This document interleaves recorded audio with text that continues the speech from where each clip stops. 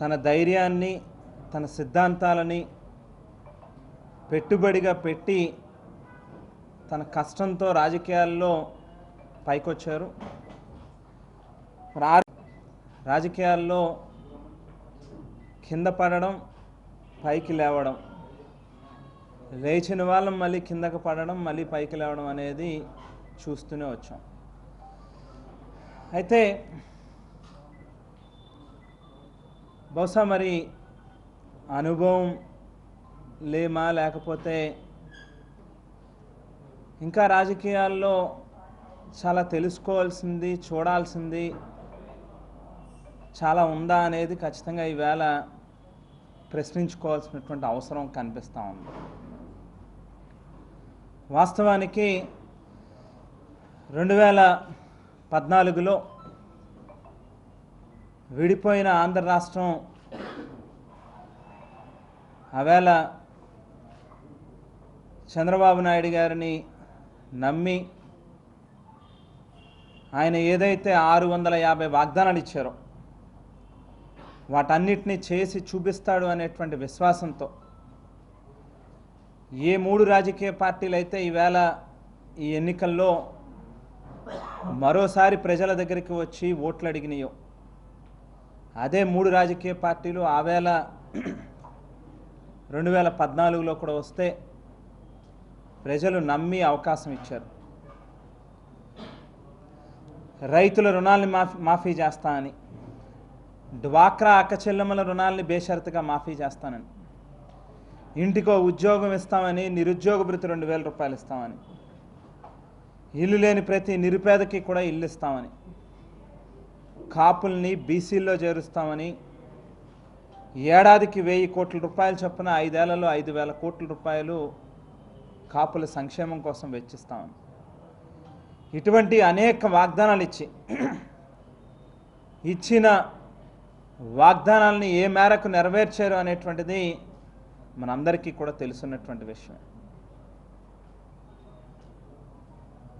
ఈవేళ 2019 నుంచి నేటి వరకు ఈ 5 ఏళ్ల కాలంలో ప్రీతమ ముఖ్యమంత్రి జగన్మోహన్ రెడ్డి గారు నిజంగా దగ్గర నుంచి చూసినటువంటి వ్యక్తిగా ఏమాత్రం కూడా కల్మషం లేకుండా ప్రజల దగ్గర అబద్ధం ఆడకూడదు, మోసం చేయకూడదు అనేటువంటి ఒక నిబంధన పెట్టుకుని రాజకీయాల్లో ముందుకు వెళ్తూ మేనిఫెస్టో అనే దాన్ని ఒక ఖురాన్గా, బైబిల్గా, భగవద్గీతగా భావించాలి.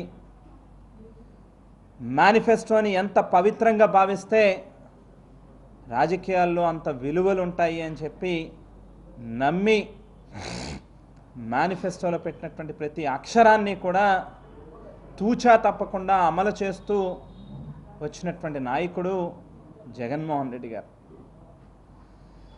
ఈవేళ గ్రామ సచివాలయం వ్యవస్థ కానీ, వాలంటీర్ వ్యవస్థ కానీ, ఈ 2 వ్యవస్థల ద్వారా పరిపాలనా క్రమంలో అనేక సంస్కరణలు తీసుకొచ్చి ఎక్కడా కూడా లంచాలకు తావు లేకుండా, ఏ రకమైనటువంటి డిస్క్రిమినేషన్లు ఉండకూడదు అని చెప్పి కులాలు, మతాలు, ప్రాంతాలు, పార్టీలు, రాజకీయాలు, వర్గాలు అనేటువంటివి పేదవాడికి అంటగట్టకూడదు, వాటికి అతీతంగా ఆఖరి మనిషి వరకు ఎప్పుడైతే ప్రభుత్వం తాలూకా సంక్షేమ పథకాల ఫలాలు అందుతాయో అప్పుడు మాత్రమే నిజమైనటువంటి మహనీయులు కలలుగన్నటువంటి పాలన ఈ రాష్ట్రంలో అందుతుంది అని చెప్పి నమ్మి పరిపాలన అందించినటువంటి నాయకుడు జగన్మోహన్ రెడ్డి గారు.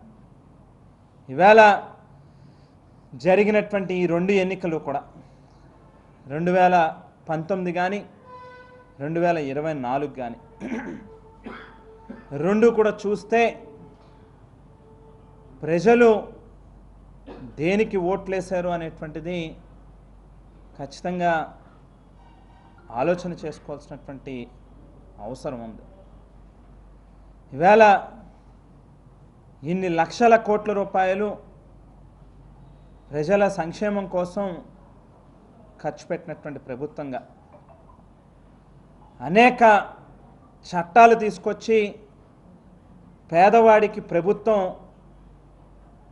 బాధ్యతగా నిలబడాలి అనేటువంటి ఆలోచనతో పనిచేస్తున్నటువంటి ప్రభుత్వాన్ని కానీ ఈవేళ ప్రజలు మాకు అవసరం లేదు అని చెప్పి పక్కకి పెట్టారు అని అంటే ఖచ్చితంగా మారాల్సింది మా మైండ్ సెట్లు అనేటువంటిది స్పష్టంగా అర్థమవుతా ఉంది. నేను అనుకునేవాడిని గడిచిన 5 ఏళ్ళు ఏ రోజు కనీసం నా భార్యతో కానీ నా పిల్లలతో కానీ 10 నిమిషాలు కూర్చుని ప్రశాంతంగా మాట్లాడినటువంటి సందర్భం కూడా నిజంగా ఆలోచన చేస్తే ఒక్కటంటే ఒక్కటి కూడా కనిపించట్లే. ఏ రోజుకి ఆ రోజు ఏ క్షణానికి ఆ క్షణం మనం లేకపోతే ఏమైపోతుందో, ఏదైనా ఊరెళ్తే మళ్ళీ వెంటనే వెనక్కి రాకపోతే నియోజకవర్గంలో ఎవరికైనా కష్టం వస్తే వాళ్ళ పరిస్థితి ఏంటో అని చెప్పి చాలా నిబద్ధతతో చాలా కమిట్మెంట్తో వేళ ఇక్కడ చాలామంది సీనియర్ పాత్రికేయ సోదరులు కూడా ఉన్నారు. నా నియోజకవర్గాన్ని ఒక ఉదాహరణగా తీసుకున్నట్లయితే నియోజకవర్గంలో ఏ గ్రామాన్నైనా కూడా ప్రతిపక్ష పార్టీలు కానీ లేకపోతే పాత్రికేయ రంగంలో ఉన్నటువంటి సీనియర్ జర్నలిస్టులు కానీ నచ్చినటువంటి గ్రామాన్ని ఎంచుకోవచ్చు. పలానా గ్రామం మీద డిబేట్ చేద్దామని అంటే ఏ గ్రామాన్నైనా ఎంచుకోవచ్చు. అది కోరుకొండ అవ్వచ్చు, రాజానగరం అవ్వచ్చు, సీతానగరం అవ్వచ్చు, ఓ మారుమూల గ్రామం అవ్వచ్చు, లేకపోతే అతిపెద్ద పంచాయతీ కావచ్చు, లేకపోతే రాజానగరం నియోజకవర్గ హెడ్ క్వార్టర్ కావచ్చు, మండల హెడ్ క్వార్టర్లో ఉన్నటువంటి గ్రామాలు కావచ్చు.